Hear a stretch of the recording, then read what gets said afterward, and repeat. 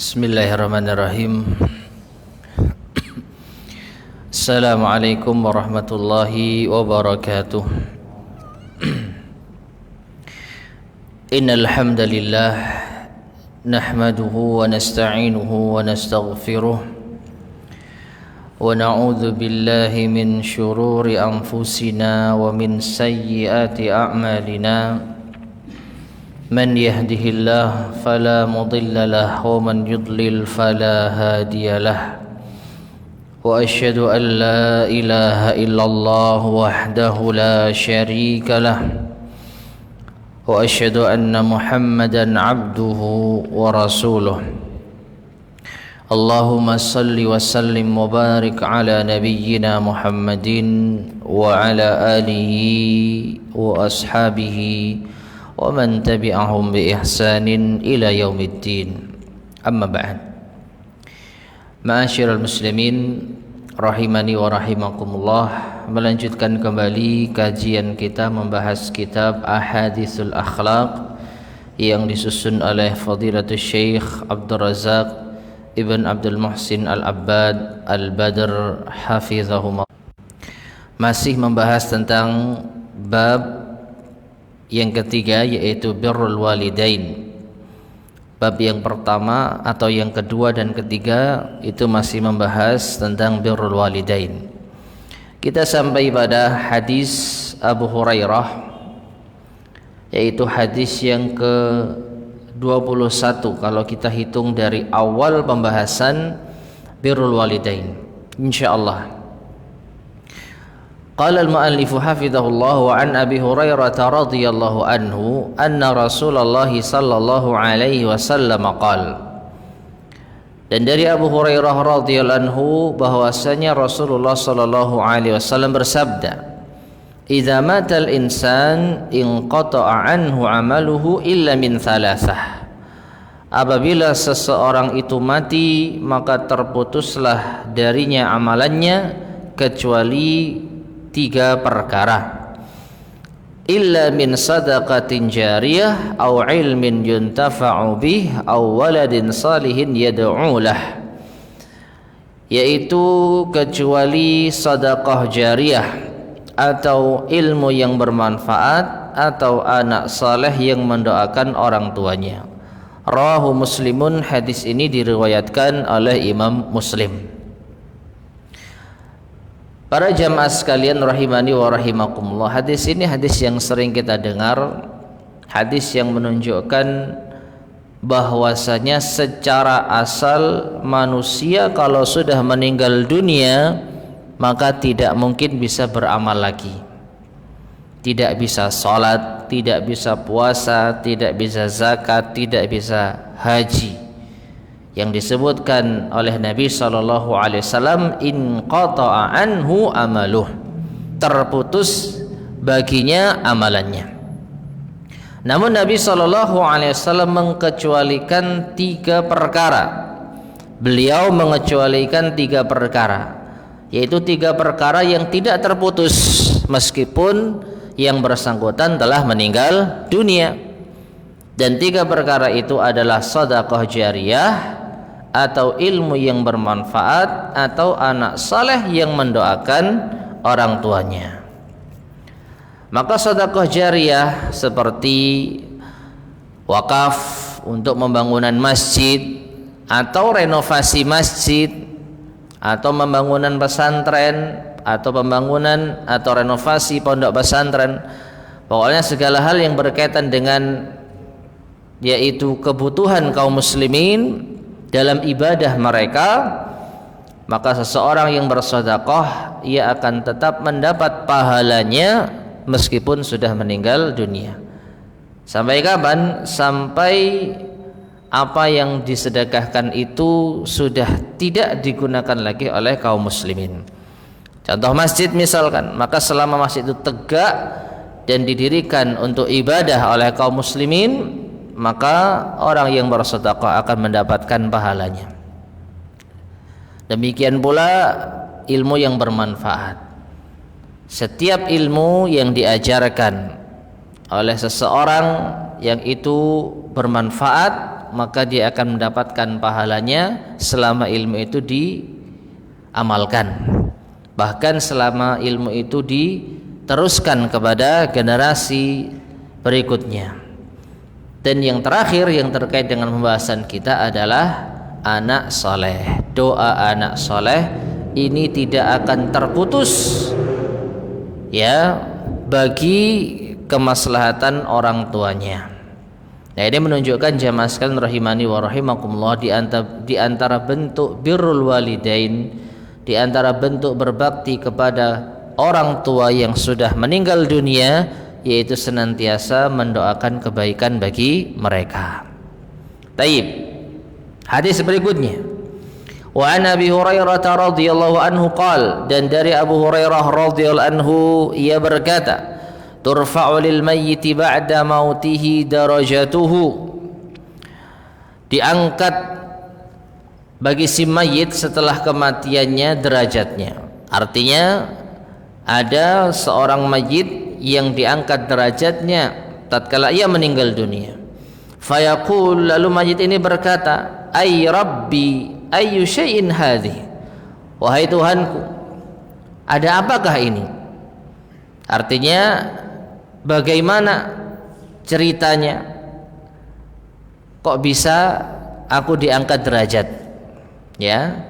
Jadi mayit ini mengatakan, bagaimana ceritanya atau apa alasannya mengapa aku dinaikkan derajatnya.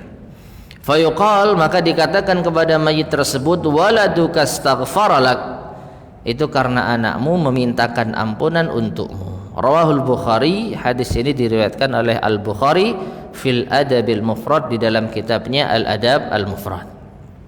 Hadis ini mirip dengan hadis sebelumnya pada poin awaladin salihin yad'ulah, atau anak soleh yang mendoakan orang tuanya.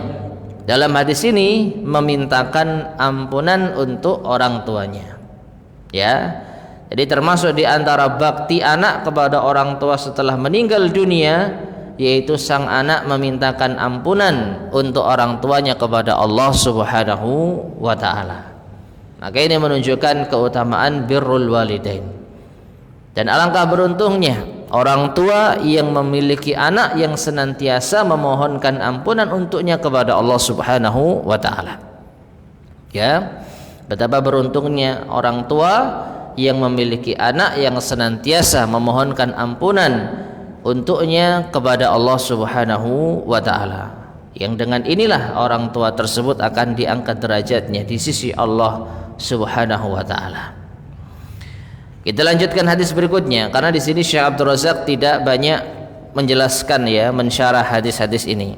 Ada 4 hadis insyaallah, atau 5 atau bahkan 6 hadis, ya, yang tidak banyak diberikan penjelasan oleh beliau, karena mungkin hadis ini sering kita dengar.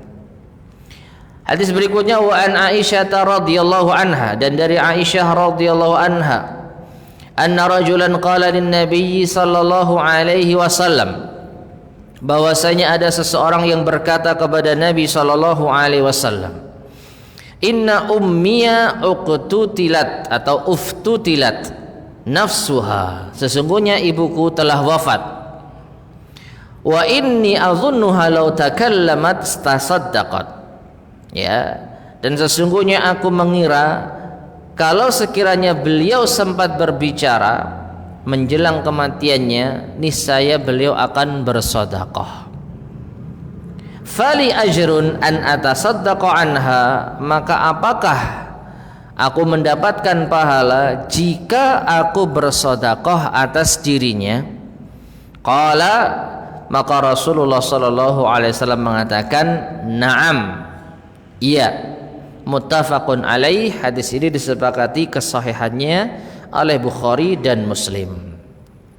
Nah, ma'asyiral muslimin rahimani wa rahimakumullah, maka ini diantara pengecualian lain amalan yang tidak terputus bagi seseorang setelah ia meninggal dunia. Sekali lagi, secara asal manusia kalau sudah meninggal dunia maka terputus amalannya. Dan Nabi SAW sebutkan dalam hadis Abu Hurairah tadi ada 3: sedekah jariyah, ilmu yang bermanfaat, dan anak saleh yang mendoakan orang tuanya. Nah, di dalam hadis Aisyah ini ada sedikit tambahan. Apa itu? Sedekah anak atas nama orang tua. Jadi yang sedekah anaknya yang dapat pahala orang tuanya. Ya, termasuk juga sang anak tentu saja. Termasuk juga sang anak. Jadi dia bersedekah atas nama orang tua. Nah, hadisnya jelas. Ada seorang yang datang kepada Nabi SAW mengadukan suatu urusan terkait dengan kematian orang tuanya, dalam hal ini ibunya. Anak ini menyangka kalau sekiranya ibunya itu masih ada kesempatan bicara sebelum meninggal dunia, niscaya akan bersedekah. Namun ternyata Allah takdirkan sang ibu belum sempat bicara sudah meninggal dunia. Maka sang anak mengatakan, kalau sekiranya aku bersedekah atas nama dirinya, atas nama ibunya, apakah dapat pahala? Maka Nabi SAW mengatakan, na'am, iya, dapat pahala. Nah, ini menunjukkan bolehnya seorang anak bersedekah atas nama orang tua. Taib. Hadis berikutnya, wa an Ibnu Abbas radhiyallahu anhuma, dan dari Ibnu Abbas radhiyallahu anhuma, qala, ia berkata, qala rajulun, ada seseorang yang berkata, ya Nabi Allah, inna abi mata wa lam yahujja. Wahai Nabi Allah, sesungguhnya ayahku telah meninggal dan ia belum berhaji. Afa ahujju anhu, maka apakah perlu aku berhaji untuknya? Atau bolehkah aku berhaji untuknya? Qal, maka Rasulullah SAW mengatakan, ara'aita lau kana ala abika dainun akunta qadiyahu. Bagaimana menurutmu kalau sekiranya ayahmu itu punya hutang, apakah kamu akan membayarnya? Qala, maka orang tersebut mengatakan, na'am, iya. Qal, maka Rasulullah SAW bersabda, fadainullahi ahaqqa, maka hutang kepada Allah itu lebih patut untuk dibayar. Hutang apa ini? Haji. Ya. Jadi Nabi SAW membahasakan orang yang belum berhaji itu punya hutang. Ya, punya hutang. Maka seorang anak kalau menjumpai orang tuanya belum berhaji, maka dia disyariatkan untuk menghajikan orang tuanya. Namun dalam masalah ini ada hal yang perlu untuk kita ketahui. Apa itu? Bolehnya anak menghajikan orang tuanya dengan syarat sang anak sendiri sudah haji. Ini syarat utamanya. Kalau sang anak sudah haji, maka boleh pada kesempatan berikutnya jika Allah berikan yaitu kemampuan untuk menghajikan orang tuanya. Ya. Nah, ini menunjukkan di antara bentuk bakti anak kepada orang tua yang sudah meninggal dan belum sempat haji, yaitu dengan menghajikannya. Taib.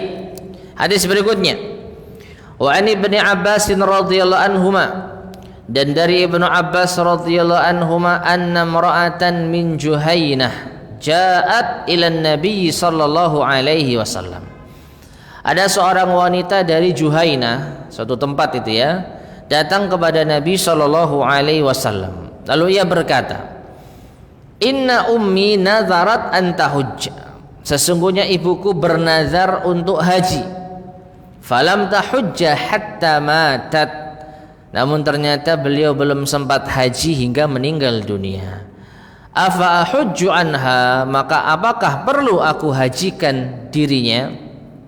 Qala, maka Rasulullah sallallahu alaihi wasallam bersabda, na'am, iya, hujji anha, berhajilah untuknya. Ara'aiti law kana ala ummiki dainun akunti qadiyatan, Bagaimana pendapatmu jika sekiranya engkau atau jika sekiranya ibumu punya hutang dalam masalah harta dunia, apakah engkau akan melunasinya?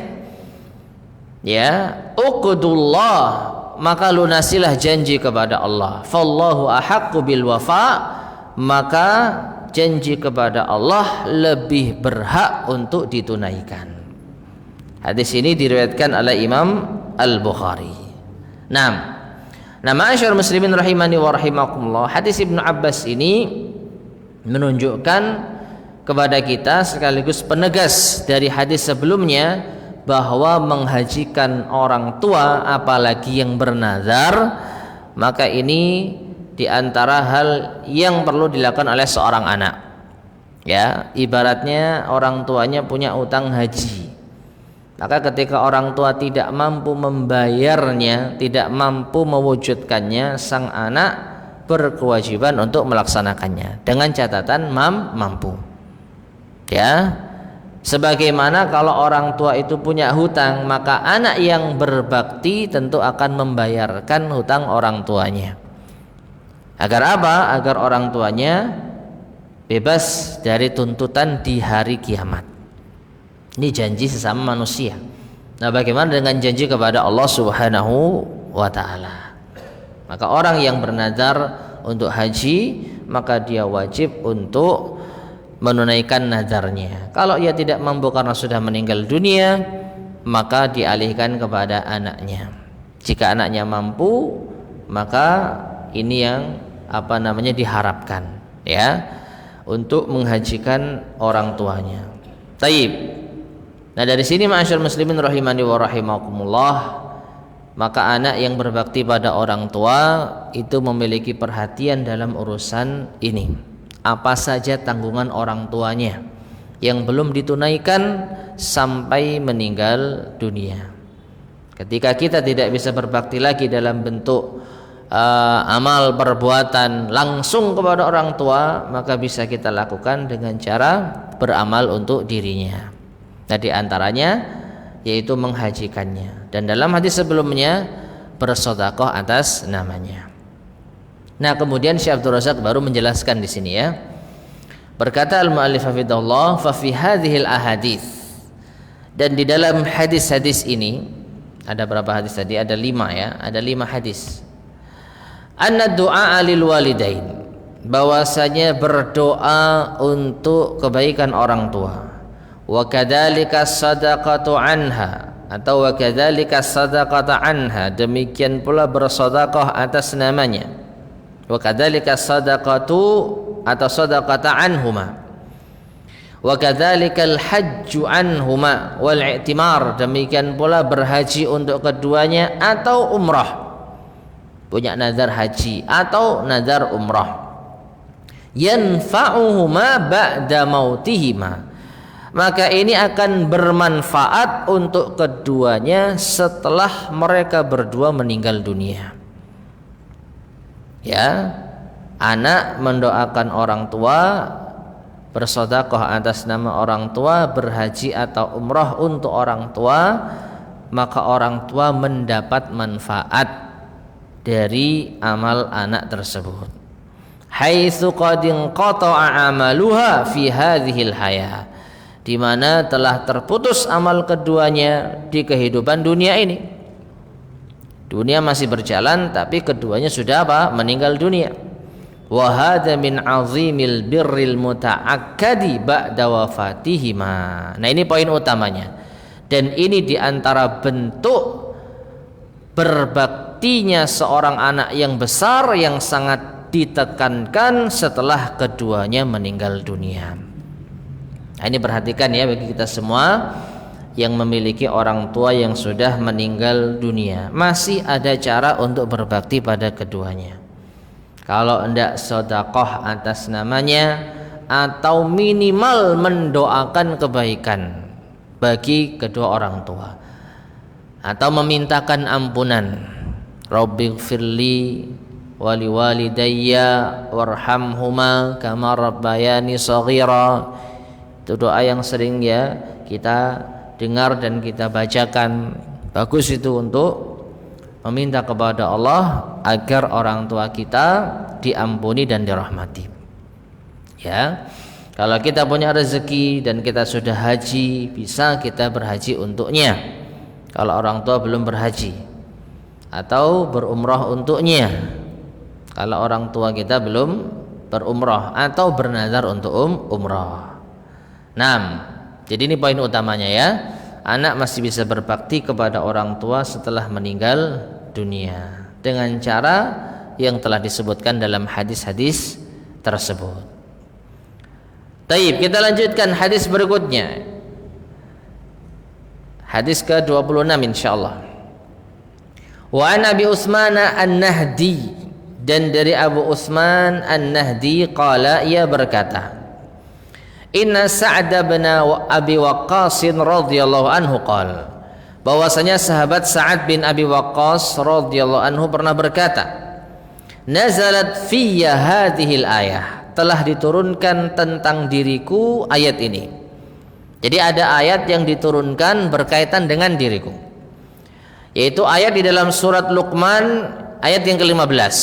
Allah Subhanahu wa taala berfirman, wa in jahadaka ala an tusyrika bi ma laysa laka bihi ilmun fala tuti'huma wa sahibhuma fid dunya ma'rufa. Yang artinya, dan apabila keduanya, yaitu kedua orang tuamu, memaksamu untuk berbuat syirik kepadaku, apa yang kau tidak memiliki ilmu tentangnya, maka jangan kau taati mereka berdua. Namun perlakukanlah mereka berdua di dunia dengan cara yang baik. Ayat ini ditujukan kepada siapa? Kepada seorang anak yang dipaksa untuk bermaksiat kepada Allah secara umum atau berbuat syirik kepada Allah secara khusus. Apa itu? Jangan ditaati, tapi tetap wajib memperlakukan dengan baik. Nah, ayat ini ya ada kaitannya dengan kejadian yang dialami oleh sahabat Sa'ad bin Abi Waqqas. Beliau melanjutkan, beliau berkata, kuntu rajulan barran bi ummi, aku adalah seorang anak yang berbakti pada ibuku.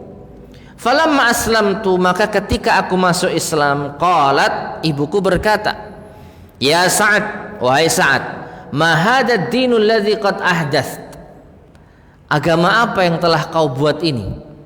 Ya, agama apa yang telah kau buat ini? La tada'anna dinaka hadza aw la akulu wa la ashrab.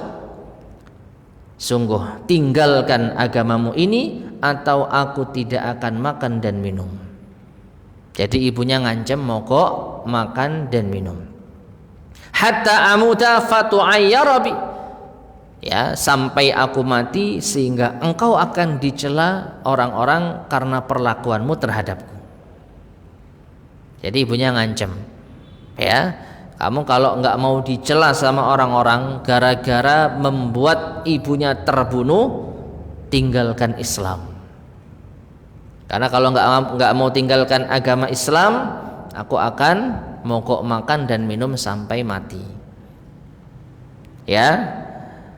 Fayuqal, sehingga orang akan berkata, ya qatila ummi, duhai Sa'ad sang pembunuh ibunya. Ya, maka fakultu, aku, yaitu Sa'ad bin Abi Waqqas berkata, ya ummah, wahai ibuku, la taf'ali, jangan kau lakukan hal itu. Fa inni la ada'u dini hadza li syai'in, maka aku tidak akan meninggalkan agamaku ini, ya, apapun alasannya. Famakasat yauman wa lailatan la ta'kul, maka ibunya bertahan sehari semalam tidak minum, tidak makan, ya, tidak makan dan tidak minum tentu saja. Fa asbahat qad jahidat, maka pagi hari keesokannya beliau lemas. Famakasat yauman akhara wa lailatan wa qad ishtadda jahduha, beliau bertahan lagi semalam, ya, sehari semalam berikutnya, dan semakin lemas keadaannya. Falamma ra'aitu dzalik, maka ketika aku melihat kondisi ibuku itu, qultu, aku berkata, ya ummah, wahai ibuku, ta'lamina wallahi, ketahuilah demi Allah, lau kanat laki mi'atu nafsin fa kharajat nafsan ma taraktu dini hada li syai'in. Seandainya engkau punya 100 jiwa, seandainya engkau punya 100 nyawa, lalu nyawa itu keluar satu persatu, meninggal lalu hidup lagi misalkan, terus mogok makan, mogok minum sampai mati, terus hidup lagi, ping 100 bahasa kita ya, aku tidak akan meninggalkan agamaku dengan alasan apapun.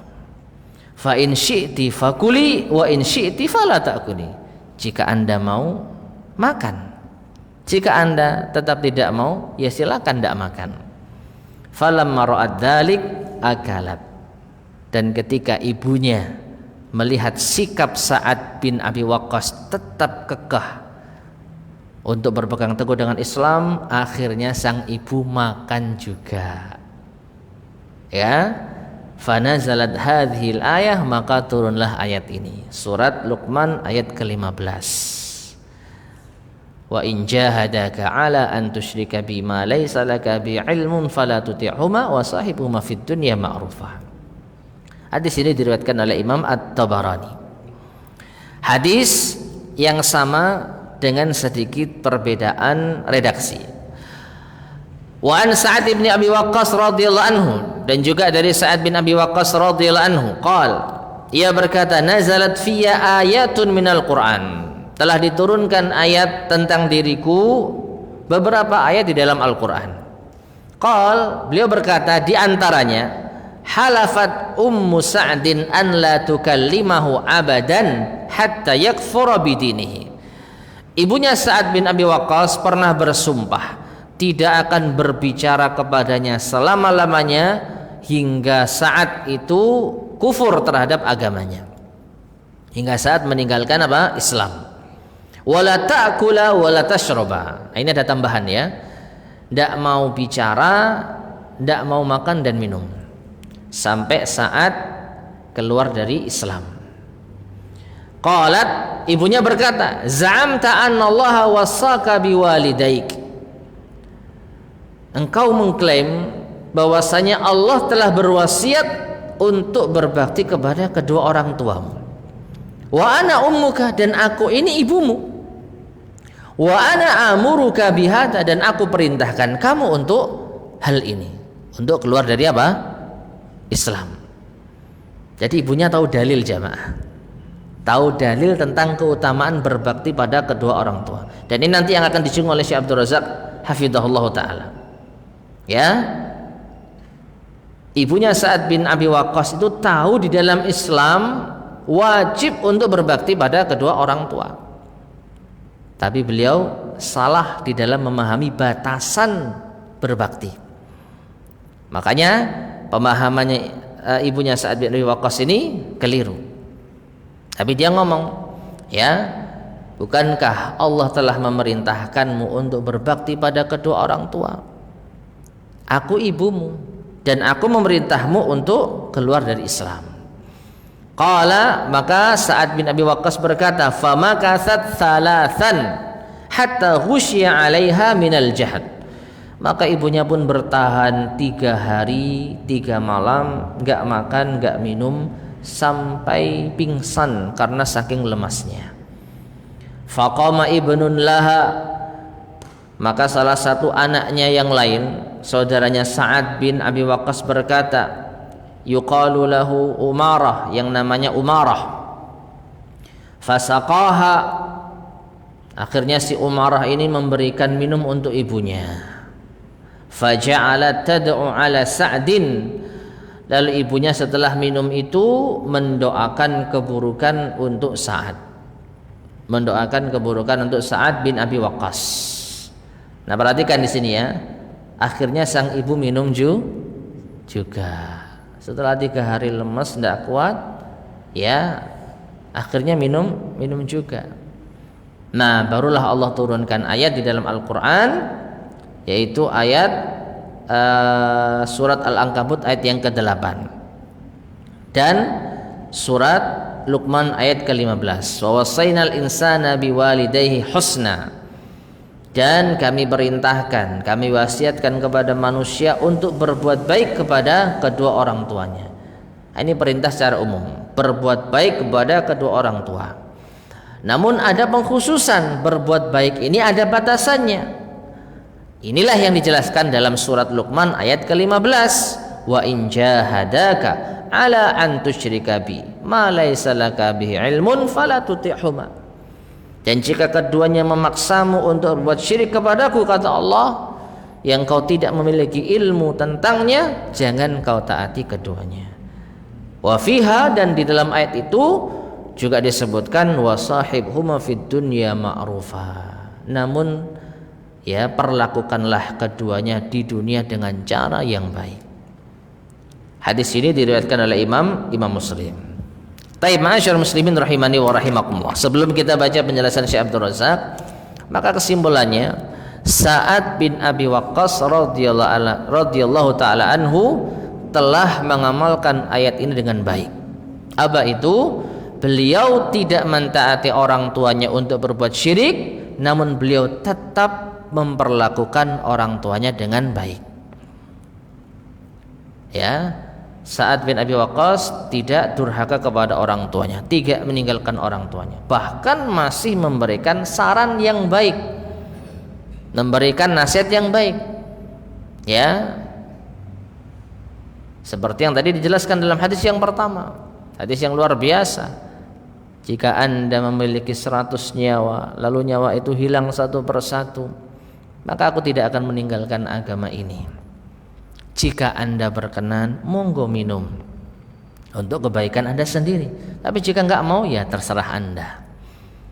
Ini adalah bentuk apa? Memperlakukan orang tua dengan cara yang baik, bukan dengan cara apa? Ya, justru di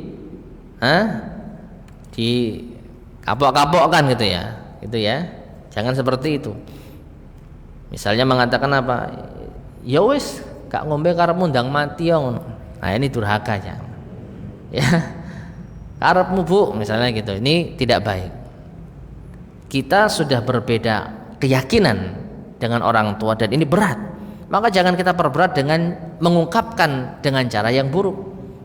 Ya. Sudah, cara yang paling baik seperti yang dilakukan oleh Sa'ad bin Abi Waqqas. Berikan ketegasan, maaf, saya tidak bisa meninggalkan Islam. Oleh karena itu, kalau ibu mau, ibu makan saja. Tapi kalau ibu tetap bersikukuh tidak makan, ya terserah ibu. Ya sudah, tidak ada yang lebih baik daripada ini. Jangan berlebihan dan juga jangan apa? Terlalu mengorbankan agama. Ya, sebenarnya saya kasihan sama ibu, coba saya. Nah ini dalam artian seakan-akan menunjukkan kalau berpegang teguh dengan Islam itu berat gitu ya. Enggak, tegas saja. Saya tidak akan meninggalkan Islam, saya tidak akan meninggalkan agama ini. Namun saya kembalikan ke ibu. Jika mau minum makan, jika tidak ya terserah ibu. Nah seperti itu ya. Nah kita bacakan penjelasan dari Syekh Abdul Razak hafizahullah taala. Beliau berkata, halafat ummuhu alla ta'kula wa la tashraba hatta yufariqa dina Muhammadin alaihi salatu wassalam. Ibunya Sa'ad bin Abi Waqqas bersumpah tidak makan dan tidak minum sampai saat meninggalkan agamanya Muhammad alaihi salatu wassalam. Wa makasat ala dzalika thalathata ayyamin bilayaliha, dan itu bertahan hingga 3 hari 3 malam. Wa balagha minha al-jahdu mablaghan 'aziman, dan hingga sampai menjadikan ibunya itu lemas dengan sangat. Wahya mumtani'atun 'anil akli wa 'anil syarab min ajli an tatarra ibnaha ila an yaf'ala ma turid. Yaitu dia bertahan enggak makan, enggak minum ya, untuk memaksa anaknya agar melakukan apa yang dia inginkan. Wa qalat, ibunya berkata, za'amta anna Allah wasaka biwalidaik wa ana ummuka wa ana amuruka bihadza. Dengan membawa apa? Nama Allah. Engkau berkata bahwasanya Allah telah berwasiat untuk berbuat baik kepada orang tua, dan aku ini ibumu, dan aku perintahkan kamu untuk meninggalkan agamamu. Wa hadhihi syahadatun minha wa hiya musyrikatun. Dan ini adalah persaksian dari seorang ibu yang musyrik bi anna Nabi sallallahu alaihi wasallam, bahwasanya Nabi sallallahu alaihi wasallam min hadihi, di antara petunjuknya al wasiyatu bi birril walidain, wasiat untuk berbakti pada orang tua, ya. Jadi sampai orang musyrik pun tahu tentang keindahan Islam. Ya, makanya dipakai sebagai alasan untuk memaksa anaknya. Namun ini pendalilan yang keliru. Karena dalam Islam berbakti pada orang tua, mentaati orang tua itu ada batasannya. Yang tidak boleh melanggar perintah Allah Subhanahu wa taala. Faqala, maka saat pun berkata, ya ummah, wallahi law kana laki mi'atu nafsin wa kharajat nafsan ma raja'tu an dini Muhammadin sallallahu alaihi wasallam li syai'. Wahai ibuku, seandainya engkau memiliki 100 nyawa yang keluar satu persatu, aku tidak akan kembali dari agamanya Muhammad dengan alasan apapun sallallahu alaihi wasallam.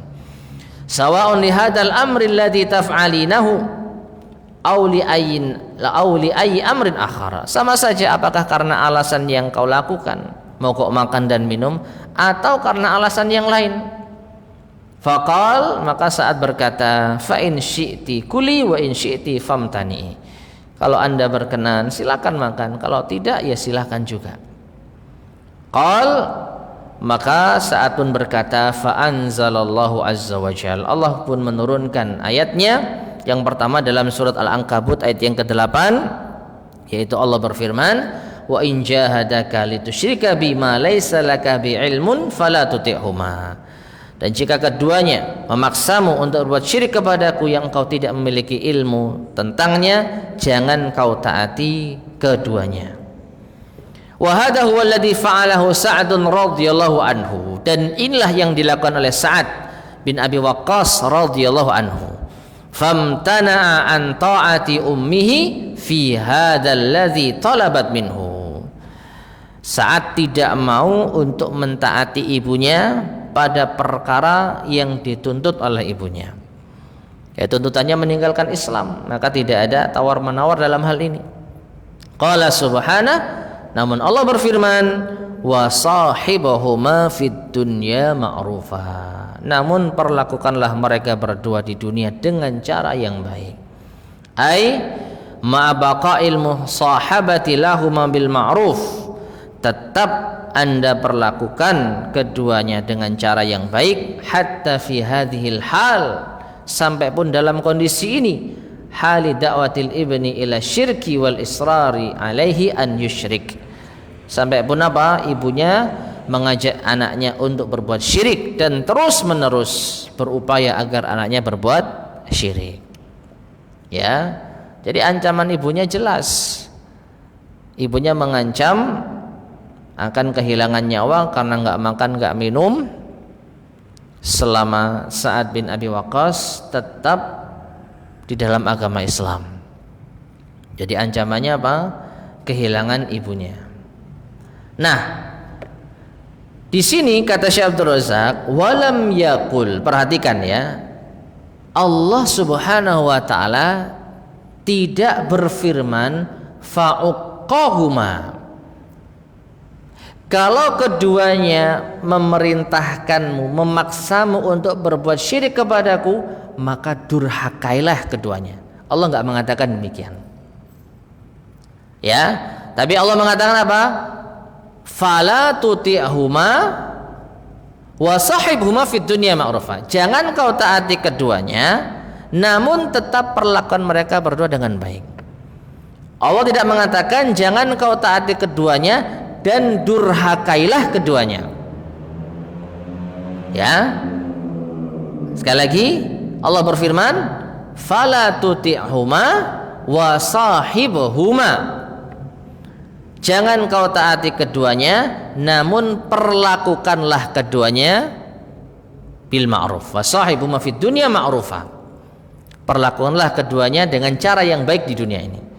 Allah tidak mengatakan fala tuti'huma wa uqqahuma. Jangan kau taati keduanya dan durhakalah kepada keduanya. Jelas ini beda. Allah tidak memerintahkan anak untuk durhaka. Allah memerintahkan anak untuk tidak mentaati, namun tetap berbuat apa? Baik. Bahkan Allah berfirman, wasahibhuma fid dunya ma'rufa. Namun perlakukanlah mereka berdua di dunia dengan cara yang baik. Ya. Ini ada dalam surat Luqman ayat yang ke-15. Wa idza kana matlubun, kemudian ini pelajarannya. Di antara faedah penting. Apabila hal ini dituntut minal ibni syar'an, dituntut ya terhadap anak secara syariat, idza kana waliduhu musyrikan wa yad'uhu ila syirk, yang apabila orang tuanya itu musyrik dan mengajak anaknya untuk syirik, an yusahibahu bil ma'ruf, secara syar'i anak diperintah untuk memperlakukan orang tua dengan cara yang baik. Fa kaifal amru, maka bagaimana kondisinya idza kanal walidu mu'minan, kalau ternyata orang tuanya itu mukmin, taqiyan bertakwa, salihan saleh, wara'an yang wara', musallian menjaga salat, shaiman menjaga puasa, abidan lillahi tabaraka wa ta'ala, dan beribadah kepada Allah tabaraka wa ta'ala. Bisa dipahami poinnya ya? Orang tua yang musyrik saja, yang mengajak anaknya berbuat syirik, tetap kita diperintah untuk apa? Memperlakukan dengan cara yang baik. Lalu bagaimana kalau orang tuanya itu bukan musyrik, tapi mukmin, sudah mukmin bertakwa lagi, saleh, wara'. Wara' itu apa? Wara' itu menjaga diri dari dosa, bukan ahli maksiat orang tuanya.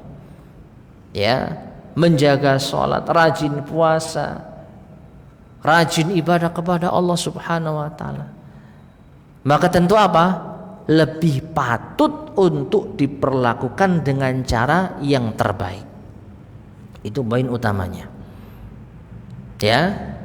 Nah, sekarang kita lihat, kalau Sa'ad bin Abi Waqqas saja memperlakukan orang tuanya yang musyrik, yang ngajak syirik dengan cara seperti ini, maka bagaimana dengan orang tua kita? Tentu lebih berhak lagi untuk kita perlakukan dengan cara yang lebih baik lagi. Ya. Nah, seperti itu jamaah sekalian rahimani wa rahimakumullah. Taib. Dan hadis yang terakhir dalam bab ini, karena setelah ini kita akan masuk bab yang keempat tentang durhaka pada orang tua. Wa an Asma binti Abi Bakr radhiyallahu anhuma qalat, dan dari Asma binti Abi Bakr radhiyallahu anhuma ia berkata, atatni ummi raghibatan fi ahdin Nabi sallallahu alaihi wasallam. Ibuku datang kepadaku dalam rangka, yaitu bahasa kita kangen, rindu denganku, di zaman Nabi sallallahu alaihi wasallam. Fasa'altun Nabiyya sallallahu alaihi wasallam, maka aku pun bertanya kepada Nabi sallallahu alaihi wasallam, asiluha, bolehkah aku menyambung silaturahim kepadanya?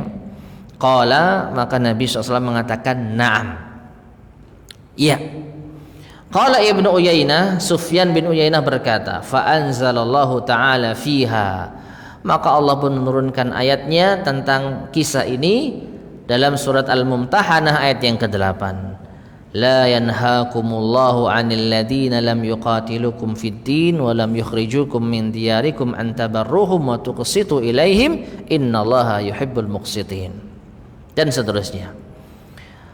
Yang artinya Allah tidak melarang kalian terhadap orang-orang yang tidak memerangi kalian dalam urusan agama, dan orang-orang yang tidak mengusir kalian dari negeri kalian. Allah tidak melarang kalian untuk berbuat baik kepada mereka dan berbuat adil kepada mereka, karena sesungguhnya Allah mencintai orang-orang yang berbuat adil. Hadis ini diriwayatkan oleh Imam Al-Bukhari. Taib. Langsung kita baca penjelasan dari Syekh Abdul Razak hafizahullah. Kanat ummuha ala syirki billah. Ibunya Asma binti Abi Bakar. Ayahnya sahabat yang mulia, tapi ibunya ternyata musyrik. Ibunya Asma binti Abi Bakar itu dalam keadaan syirik kepada Allah. Wa atatha raghibatan, datang kepada anaknya raghibatan ay raghibatan fi birri bintiha wa silatiha laha, kangen rindu kepada anak agar sang anak itu berbakti pada dirinya. Walam takun raghibatan fil Islam, datang bukan karena ingin masuk Islam. Lianna raghiba fil Islam yuta'allaf wa la yushkilu amra ata'ihi min ajli ta'lifil Islam wa targhibihi fi. Dan ibunya itu bukan datang untuk masuk Islam karena apa? Kalau ibunya datang dalam rangka ingin masuk Islam, tentu butuh untuk ditarik, butuh untuk ditaklif, dilembutkan hatinya. Dan sehingga ini bukan menjadi masalah untuk memberikan perhatian khusus kepadanya, untuk yaitu memberikan motivasi atau anjuran masuk Islam. Artinya kalau ibunya ingin masuk Islam datang, maka tentu Asma tidak akan tanya kepada Nabi SAW. Asma binti Abi Bakar ada di kota Madinah. Ibunya musyrik datang dari Mekah ke kota Madinah. Dalam rangka apa? Para ulama beda pendapat. Dari kata roghibatan tadi. Karena bisa bermakna ingin masuk Islam, atau yang kedua ingin agar nyambung hubungan dengan anaknya. Dan insya Allah yang lebih tepat adalah yang kedua. Jadi ibunya kangen anaknya, ingin agar anaknya itu nyambung hubungan dengannya, bukan untuk masuk Islam. Kenapa? Karena kalau ibunya ingin masuk Islam, tentu Asma tidak akan tanya kepada Nabi SAW. Hadis tadi menunjukkan kalau Asma itu tanya, bolehkah aku berjumpa dengan ibuku? Ya, karena ibuku apa? Rindu. Kalau sekiranya ibunya ingin masuk Islam, tentu Asma langsung menyambut ya keinginan ibunya, langsung didakwahi. Nah, karena ibunya ini tidak ingin masuk Islam, hanya sekedar temu kangen rindu anaknya agar anaknya itu menyambung hubungan, inilah yang ditanyakan oleh Asma binti Abi Bakar. 6. Sudah adzan ya? Adzan dulu ya. Kita lanjutkan sedikit lagi insyaallah.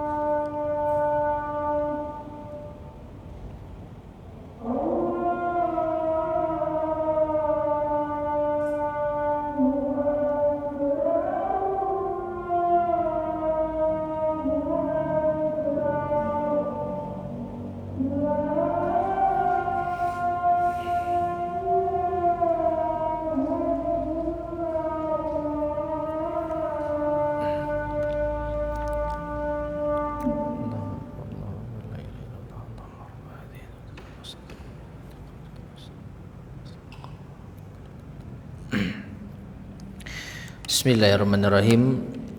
Ma'asyiral muslimin rahimani wa rahimakumullah. Kita lanjutkan sedikit. Berkata Syekh Abdul Razak hafizahullah taala, wa qad jaa'a fi ba'd riwayatil hadits indal Bukhari, dan telah datang di sebagian riwayat hadis yang dikeluarkan oleh Al-Bukhari, ja'at raghimatan, dengan lafaz ibunya datang dengan raghimatan. Raghimah itu artinya raghimatan anil Islam, tidak mau masuk Islam. Wa baqiyatan ala adami raghbatiha fil Islam, tetap membenci Islam. Wa hadha yuwaddihu lana anna al-murada bi raghibatin fi riwayatil ula, dan ini menjelaskan kepada kita bahwa yang dimaksud raghibah dalam riwayat pertama ai fil birri wasilah. Jadi ibunya datang itu agar anaknya itu menyambung hubungan, agar enggak terputus hubungan antara ibu dan anak. Qalat, maka Asma berkata, fa sa'altun nabiyya sallallahu alaihi wasallam asiluha, aku pun bertanya kepada Nabi SAW, bolehkah aku sambung hubungan dengan ibuku? Qala, Nabi pun mengatakan, na'am, iya. Wa hadza fihi, maka dalam hadis ini terdapat pelajaran annal ummal musyrikata tusalu wa tubarru wa yuhsanu ilaiha, bahwa seorang ibu yang musyrik sekalipun tetap berhak untuk disambung hubungannya, diperlakukan dengan baik. Wa tu'amalu bil ma'ruf wa tusahab bil husna, ya, tetap bermuamalah dengan cara yang baik, tetap diperlakukan dengan baik. Wa kullu dzalik la yatanafa ma'al bara'ati minal musyrikin, dan semua ini tidak bertentangan dengan apa? Dengan kewajiban untuk berlepas diri dari kemusyrikan. Ya, enggak ada hubungannya. Berlepas diri dari kemusyrikan ini masalah akidah, keyakinan. Memperlakukan dengan cara yang baik ini masalah muamalah keseharian. Misalkan apa? Memasakkan, memberi makan, memberi minum, bertutur kata yang baik, ini muamalah. Adapun keyakinan, lakum dinukum waliyadin, bagimu agamamu, bagiku agamaku. Ya. Fatabarra'u minha wa min diniha, maka seorang muslim atau Asma binti Abi Bakar tetap berlepas diri dari agama ibunya. Wa tasiluha wa tabarruha, namun tetap berbakti dan menyambung hubungan dengan ibunya. Wa tuhsinu ilaiha tam'an fi hidayatiha, tetap berbuat baik, apalagi diharapkan ini bisa menjadi sarana hidayah. Qala Sufyan bin Uyainah rahimahullah, maka Sufyan bin Uyainah rahimahullah berkata, Allah pun menurunkan ayat ini dalam surat Al-Mumtahanah ayat yang ke-8 tadi, ya. La yanhakumullahu 'anil ladzina lam yuqatilukum fid din wa lam yukhrijukum min diyarikum an tabarruhum wa tuqsitu ilaihim innallaha yuhibbul muqsitin. Allah tidak melarang kalian untuk berbuat baik dan berbuat adil kepada orang-orang kafir musyrik yang tidak memerangi kalian, yang tidak mengusir kalian dari negeri kalian. Sesungguhnya Allah mencintai orang-orang yang berbuat adil.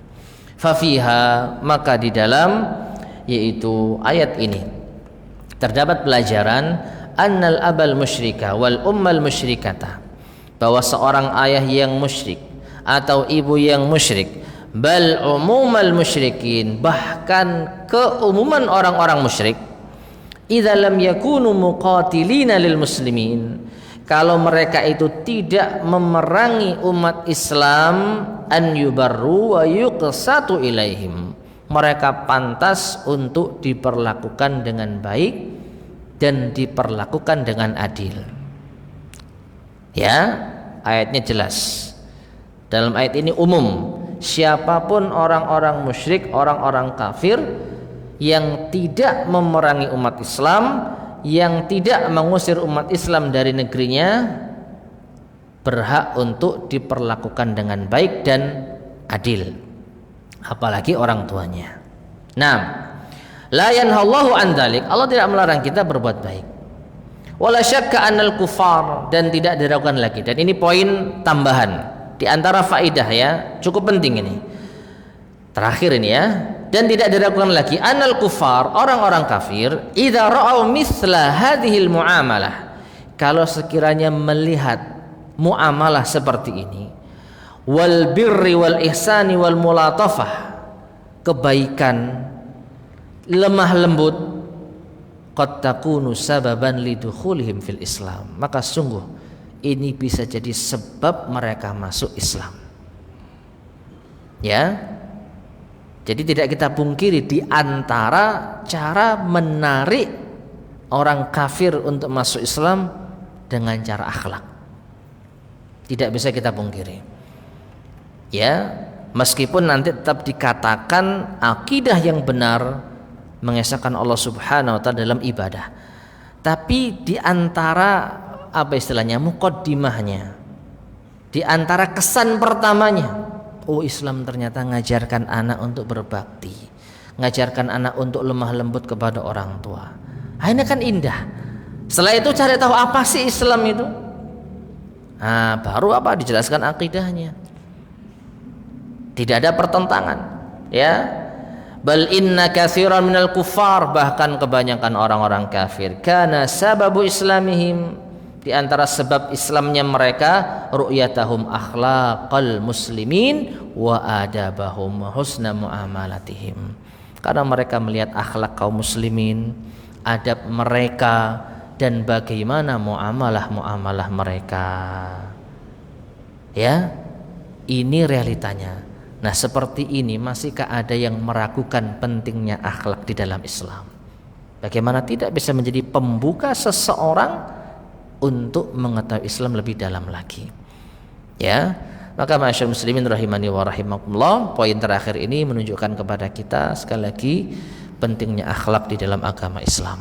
Semoga Allah Subhanahu wa taala menganugerahkan kepada kita akhlak yang mulia sehingga bisa menjadi penyebab yaitu orang-orang di luar Islam tertarik untuk masuk ke dalam agama Islam.